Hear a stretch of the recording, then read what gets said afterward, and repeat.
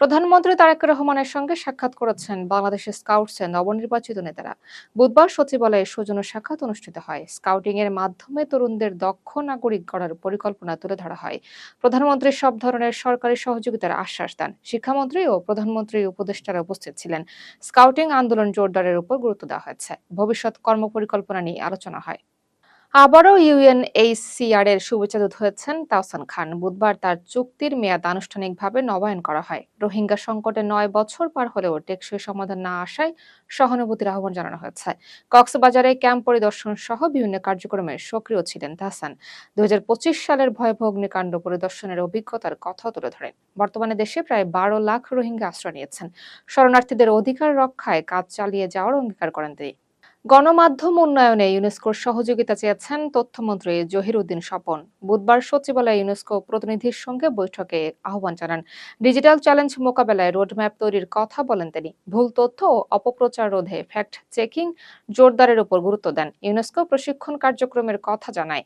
যৌথভাবে কাজের সুযোগ রয়েছে বলে মত দেন মন্ত্রী। সহযোগিতার আশ্বাস দেয় ইউনেস্কো। সংবাদপত্রের স্বাধীনতায় সরকারের দৃঢ় অবস্থানের কথা বলেছেন প্রধানমন্ত্রী। নোয়াব নেতাদের সঙ্গে বৈঠকে এ কথা জানান তারেক রহমান। তিনি নিয়মিত পত্রিকা পড়েন এবং গণমাধ্যম পর্যবেক্ষণ করেন বলে জানান। সংবাদপত্র শিল্পের সংকট ও বকেয়া বিজ্ঞাপনের বিষয়ে উঠে আসে। ৩ মাস পর পর বৈঠকের উপর গুরুত্ব দেওয়া হয়। সাংবাদিকদের মামলার বিষয়ে আলোচনা হয়। নোয়াব প্রধানমন্ত্রীর সহযোগিতা কামনা করেন। আগামী জুলাই থেকে প্রাথমিক শিক্ষার্থীদের পাঠজাত ব্যাগ ও স্কুল ড্রেস দেবে সরকার। পাইলট প্রকল্প হিসেবে প্রতিটি উপজেলায় ২টি করে প্রাথমিক বিদ্যালয়ের ক্লাস 1 এর শিক্ষার্থীরা এটি পাবে। প্রথম মাসে ১ লাখের বেশি শিক্ষার্থীর হাতে এসব সামগ্রী পৌঁছাবে।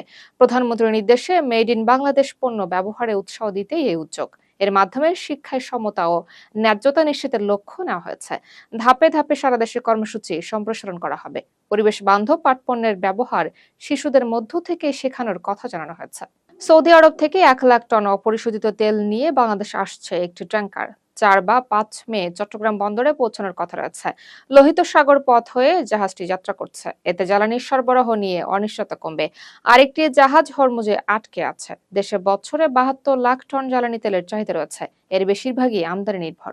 ইরানের অনুমতি না পাওয়ায় হরমুজ প্রণালী পার হতে পারছে না বাংলার জয়যাত্রা। জাহাজটিতে প্রায় ৩৭,০০০ টন সার রয়েছে। বাংলাদেশ কূটনৈতিকভাবে বিষয়টি সমাধানের চেষ্টা করছে। পররাষ্ট্রমন্ত্রী ইরানি উপমন্ত্রীকে অনুরোধ জানিয়েছেন। বাংলাদেশ শিপিং কর্পোরেশন যোগাযোগ চালাচ্ছে। আরেকটি তেলবাহী জাহাজও আটকে আছে।